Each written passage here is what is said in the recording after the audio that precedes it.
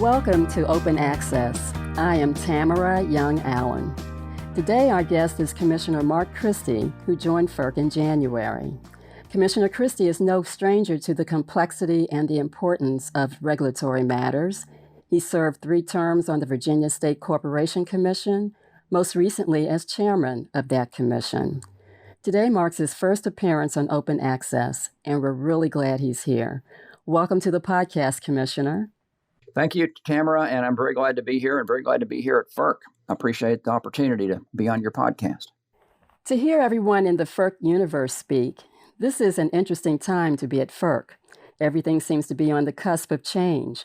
The changing power generation mix, a more focused attention on the intersection of climate and energy, and the intense concentration on cybersecurity within the energy industry. Of all of these, what do you think is the most important?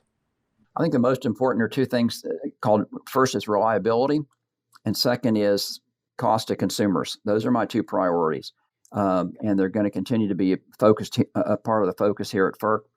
But I've said from the beginning that my two biggest priorities are, first of all, reliable power supply, because people in America expect 24/7, 365 power, and that's the number one job we have. And then the second thing is making sure that the costs are as low as they can be, and making sure that consumers are protected. That's very interesting. Next, let's talk about your extensive state regulatory expertise. You are one of a pretty impressive line of FERC commissioners over the years who have had experience at the state level. You served on the Virginia Commission for 17 years, so that's a pretty deep level of expertise. Yet, there's always talk of trying to improve the relationship between FERC and the states. So my question to you is, do you have suggestions for the ways FERC and the states may work together to ensure a reliable and safe gas and electric grid? Good question. And I've known a lot of the state regulators in the past who've gone to FERC. Colette Honorable, I've known her very well. What a wonderful person.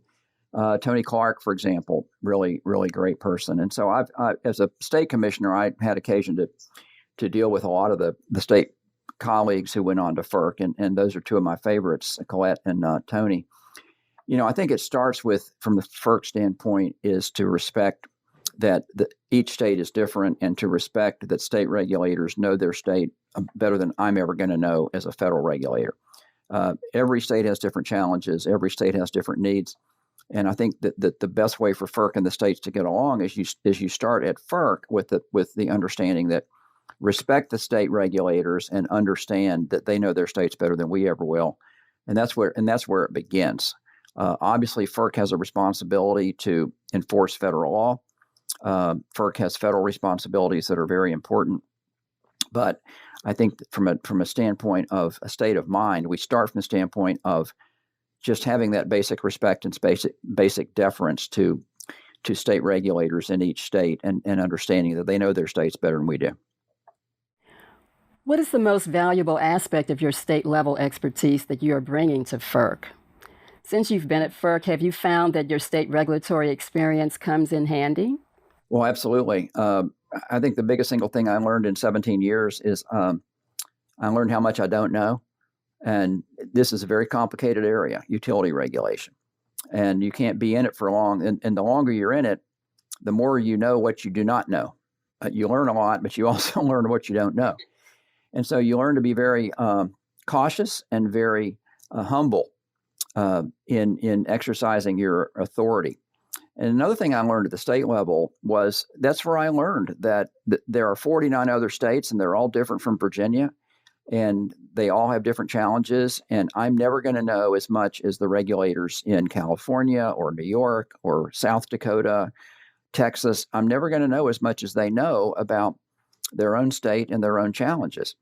And so I bring that with me to FERC, is that knowledge about how much I don't know, and I need to be careful and listen and learn and depend on staff. We have a great staff here at FERC. I've been here, I guess, 4 months now, maybe going on 5.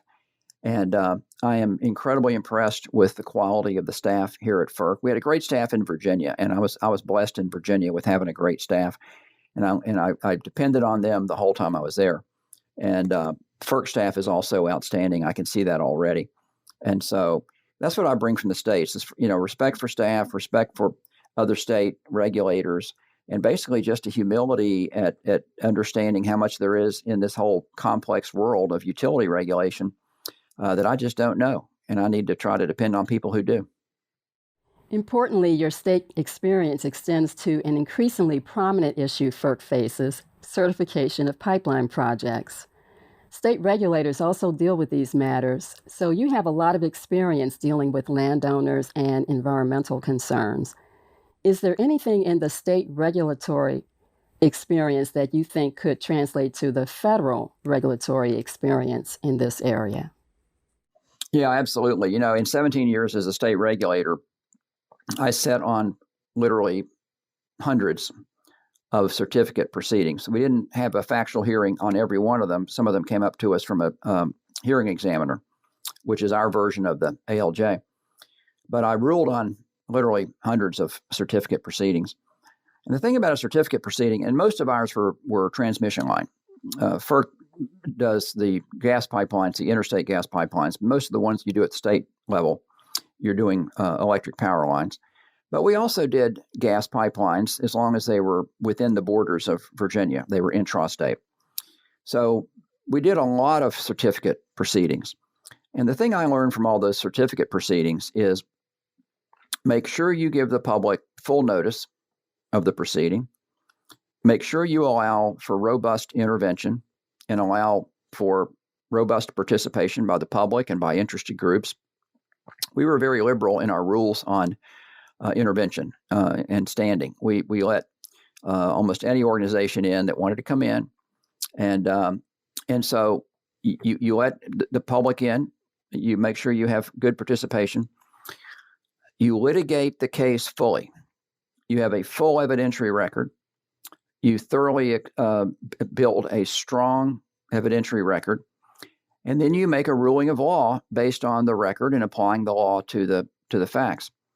And then when you come out with a decision, if you approve the certificate, and I approve literally hundreds, then you stand behind it. As a regulator, you stand behind it. And obviously people have the right to appeal, and they get the right to appeal to a higher court. But what you don't do is you don't continue to relitigate and allow collateral attacks and turn it into an unending legal circus. That's what you do not do. And so that's what I learned in 17 years and hundreds of cases of cases. And believe me, gas pipelines are controversial. You all know that here at FERC. Obviously it's a very controversial issue. But I've sat in high school gyms where hundreds of people are yelling at me over a power line. So, gas pipelines are not the only controversial infrastructure project. Believe me, people don't want to look at a 765 kV power line either out their back window. And they will come out by the hundreds and pack high school gyms to oppose those. And I've sat through those. So it just goes with the territory. Our job as regulator, of course, if a power line or a gas pipeline is needed, if it's needed to serve the public, and the evidence is there, then you have to follow the law. And if the need is there, you approve it. But they are going to be controversial because, for obvious reasons, people take very seriously what they, when you're affecting their property and in the pipeline case, in the power line case, it really wasn't so much the exercise of eminent domain. Many of the power lines that we approved were actually brownfield, what we called wreck and rebuilds. They were simply being built within an existing right of way, so there wasn't even an eminent domain issue. But a 765 line, on a large cantilever type of gantry, you've seen these. They're big, they're tall. And they can be seen for 5-6 miles away. So these property owners, they're not having eminent domain used against them, but they still can look at it and see it, and they're going to come out and complain too. So it's just the nature of these proceedings. So litigate them fully, make a good decision based on a strong factual record, and then stand behind your decision. That's what I learned. I know you've only been at FERC for a few months, but do you have any goals for your term at FERC? or any particular issues on which you'd like to focus? Yeah, I would just return to the two priorities that I said at the beginning. I think reliability is job one. The old Ford Motor commercial, the truck commercial. Reliability is job one. We have got to do everything we can within our jurisdiction to make sure that Americans get electric power on a 24/7, 365 basis. Now, obviously, there's going to be outages. You're not going to have perfection, but the goal needs to be reliability at that scale, because that's what people expect. So reliability is my first priority. My second priority, again, is I'm very focused on costs, the cost to consumers. As a state regulator for 17 years, I set retail rates. And in retail rate cases, when you set retail rates, you know that what you're doing is going to show up in real people's bills right away. And at FERC, of course, we set wholesale rates. We don't do retail rates. But one thing I bring as a state regulator is I saw time and again that what FERC does in the wholesale area affects what people pay in their retail rates. And so I'm fully aware of that, and I bring that sensibility with me, and I intend to be paying a whole lot of attention to what things cost and what the effects of FERC's actions are in people's bills. Finally, would you share a little more about yourself and your interest? You are a well-known fan of Spinal Tap, the seminal 1984 mockumentary chronicling a fateful tour of England's loudest rock band. Do you see any lessons for either FERC or the regulated energy industry in that tale? And more importantly, have you had a chance yet to insert any Spinal Tap references in any of your FERC statements?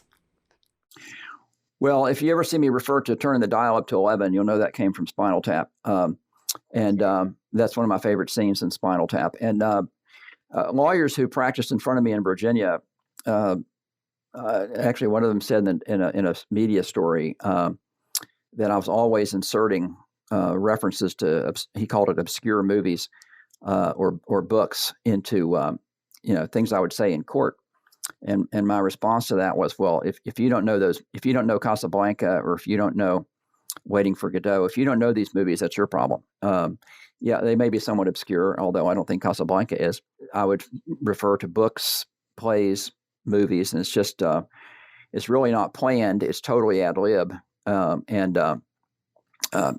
see, in Virginia, we spend a lot of time in the courtroom, and the courtroom lends itself to the back and forth with attorneys. And so I would just frequently throw out references or lines from movies just because they seemed to fit the situation. And so I do a lot of ad-libbing. And here at FERC, of course, we don't really spend that much. We don't spend any time in the courtroom. I mean, we have our monthly meeting, but other than that, we're not really in the courtroom. So I don't know how much opportunity I will have, but it's just something with me that if a book I read or a movie I saw or a play I saw comes to mind on spur of the moment, I just tend to throw it in there. Okay. Well, that's very interesting. Thank you so much for joining us today, Commissioner Christie. We hope to have you again soon on a future podcast. So thanks so much for your participation today. All right, Tamara, appreciate it very much. Thank you so much. I enjoyed it. I'm glad to be here at FERC. Great. Thanks so much, and thank you, everyone, for listening today. FERC is an independent regulatory agency that oversees the interstate transmission of electricity, natural gas, and oil, reviews proposals to build interstate natural gas pipelines and liquefied natural gas terminals, and oversees the licensing of non-federal hydropower projects. FERC protects the reliability of the high-voltage interstate transmission system through mandatory reliability standards, and it monitors interstate energy markets to ensure that everyone in those markets is playing by the rules. Unless otherwise noted, the views expressed in these podcasts are personal views and do not necessarily express the views of individual commissioners or the Commission as a whole. The podcast is a production of the Federal Energy Regulatory Commission Office of External Affairs. We'll be updating our posts when we've got news, so be sure to check out our website, www.ferc.gov, and follow us on Facebook, Twitter, and LinkedIn to find out when our next podcast airs.